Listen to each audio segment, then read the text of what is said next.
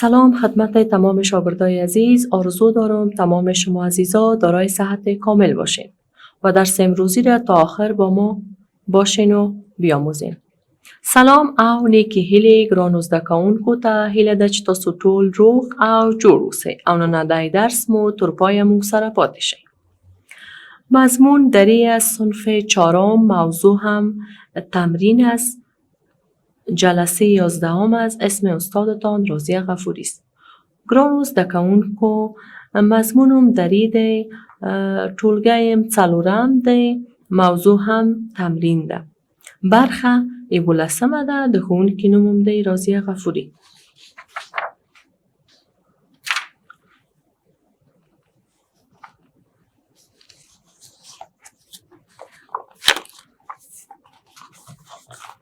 ډېر ښه ګرانو زده کوونکو، موږ تاسې په تېر لوست کې د الف مد آب یعنی الف مد حرف میلی و د الف و توره میلی و نن د هغه تمرین دی.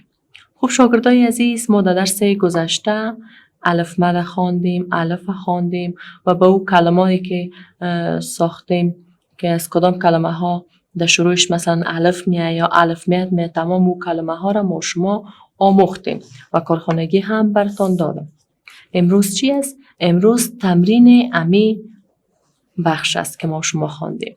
در اینجا گفته کلمه های زیل را در کتابچه های خود بنویسید و زیر آواز هر حرف را که شنیده اید خط بکشید. ولی شاگردای عزیز، شما اینجا میبینید آب. آب صدای چی نمیشنوید؟ بله، آب. اینجا چی میکنید شما؟ خط میکشید. آلو. بسیار خوب، آلو. اینجا هم صدای باز هم خط میکشید. اینجا چی است؟ انار. آیا انار هم به الف مد شروع شده؟ آفرین، نه خیر، به الف شروع شده. انار، الف، نون، الف، ر. انار. اینجا دو بار صدای چی رو میشنویم؟ الفه. نار. اینجا هم در وسط کلمه الف آمده داد. و اینجا هم در کجایش آمده؟ در آخرش آمده که است ما. الف در کدام قسمتش آمده؟ بله، الف در قسمت آخرش آمده. ما. با استفاده از حرف الف مد کلمه بسازید. بله شاگردای عزیز، اینجا بر ما چند حرف داده. زمانی که با حرف الف مد یک جای میشه چی میشه؟ مثلا میم و دال است. زمانی که امرای الف مد یک جای میشه چی میشه؟ آمد. و اینجا هم چی است؟ ری است، الف است، میم است. زمانی که امرای الف مد یک جای میشه چی میشه؟ آرام. بله، در قسمت نوشته میکنین آرام. در اینجا هم بی و الف و دال است. باد. این هم به ذات خود یک معنا داره، باد. زمانی که امرای الف مد یک جای میشه چی میشه؟ آباد. خب در بخش سوم ما هم نام تصویر پایین را در کتابچه های خود بنویسید. بله شاگردای عزیز، زمانی که شما این تصویر میبینید و مطمئن هستم شما میفهمید که چی است. یکی از میوه هایی که بسیار مفید است و به صحت ما و همچنان خوشمزه است و در کشور ما از این میوه خوشبختانه بسیار زیاد است. این میوه چی است نامش؟ بله، انار چه قسم نوشته میشد؟ الف، نون، الف، ر. انار. الف، نون، الف، ر. انار. شما در کتابچه‌تان یک قسمت نوشته میکنین انار. الف، نون، الف، ر. انار. ګرانو زده کوونکو، دلته د الف مد توری مو څه که هجایی که چې الف مد ب آب د الف مد لاندې او کرښه وباسئ ډېر ښه. همدغسې آلو آلو چیرې چې الف مد دی بیا هم د لاندې او کرښه وباسئ. آلو انار انار چیرته چې الف دی چې دلته انار کې دوه ځلې الف راغلی، یو دفعه یې په شروع کې او یو دفعه یې په منځ کې، دواړه ځای کې څه کوئ کرښې سئ نښانې کوئ. او دلته هم چې نوشته دی داد داد دال الف دال داد، دلته هم څه کوئ د الف لاندې او کرښه وباسئ. میم الف ما دلته الف په آخر قسمت کې راغلی دی. ما یعنی موږ. با استفاده از حرف الف مد کلمه بسازید. یعنی دلته موږ ته دوه کلمې یوځای را کړي دي. کله چې د الف مد توري سره یوځای کېږي هغه د خپل معنا پیدا کوي. دلته میم و دال دی. آیا میم و دال هم د خپل تنهایی سره معنا لري؟ نه.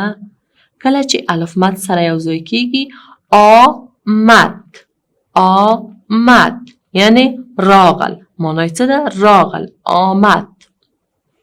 آرام الف مد الف ری الف میم آرام الف مد ری الف میم آرام یعنی غلی. الف مد ب الف دال آباد آباد سمسور. نام تصویر پایین را در کتابچه های خود بنویسید. د دغه لاندینی تصویر یا عکس نوم په د خپل په کتابچو کې ولیکئ. ګرانو زده کوونکو زه پوهیږم چې دا تصویر تاسو وپېژنده او دا یو ګټوره میوه ده چې د موږ په وطن کې خوشبختانه ډېره زیاته پیدا کېږي او صحت ته ډېره فایده لري. او د نوم هم څه دی؟ ماشاءالله انار انار الف نون الف ری انار. ګرانو زده کوونکو موږ هغه توري چې په تېر لوستو کې ویلي دي غواړم تاسو سره شریک کړمه چې موږ توره ویلی وه پرواز.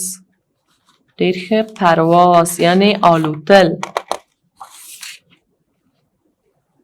بلې دی پنیر پنیر یعنی خیدک چې د شیدو څخه جوړیږي.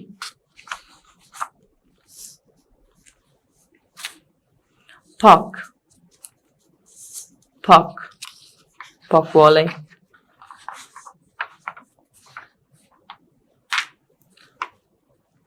ټولو تورو ته موږ کلمې جوړې کړې وې چې تاسو ته یې اوس یو تکرار غوندې کوم چې په تمرین کې ښه سره پوه شئ. دلته هم پدر پدر یعنی پلار. پشتو یا پښتو. پرویز هم څه دی؟ دالک نوم دی پرویز.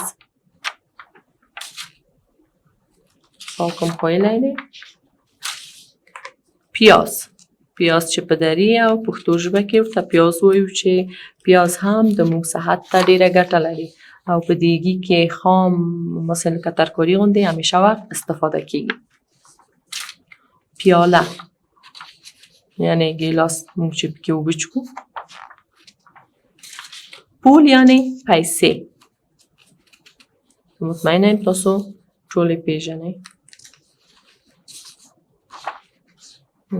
کلمې ډېرې زیاتې دي ګرانو زده کوونکو. د ب توری مې هم ویلی وه. ب بابا بابا یعنی پدر کلان چې ځینې ورته بابا وایي او ځینې هم نیکه ورته وایي.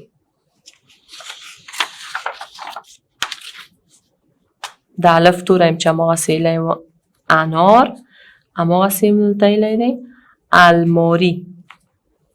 الماري یعنی الماری هماغه کې چې موږ د خپل کالي کتابونه بکسونه لوازم هم پکې بږدو. پرنده یا آلوتونکي.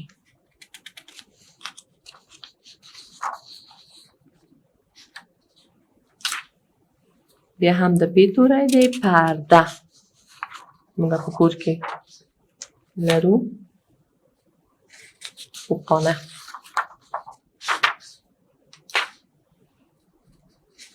شاگردای عزیز، این تمام حروفی است که ما و شما خوانده بودیم. حرف الف، بیر، پیر، تیر، الف مد، کل حروف خوانده بودیم و با کلش شما عزیزا کلمه جور کرده بودیم. بازو یا موټی. باز، بی باز. باز چې په پښتو کې ورته څه وایو ګرانو زده کوونکو؟ وزه.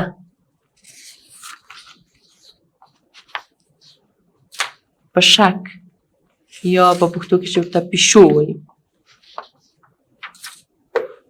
باز، دروازه باز است. دروازه وازه ده. بشیر هم یو نوم دی، د هلکانو نوم.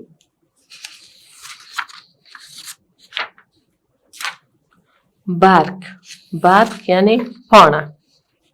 ټول ونې چای لري؟ پانه لري. تمام درختها برگ داره. بصیر، بصیر هم څه دی؟ نوم دی، مذکر نوم. بهار چې په پښتو کې ورته پسرلی وایي. باریک یعنی نازک. معین په پښتو کې ورته وایي. باغ یا پټی.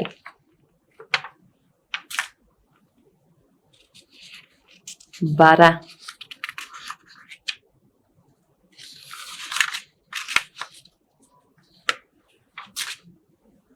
بازی.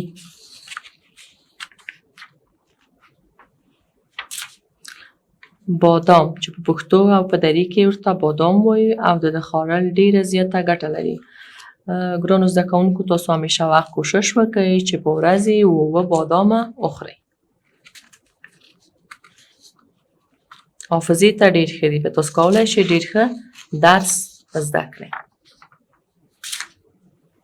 باران. باران هماغه چې په پښتو او په دري کې ورته یو څه وایو باران. در فصل بهار باران زیاد میبارد.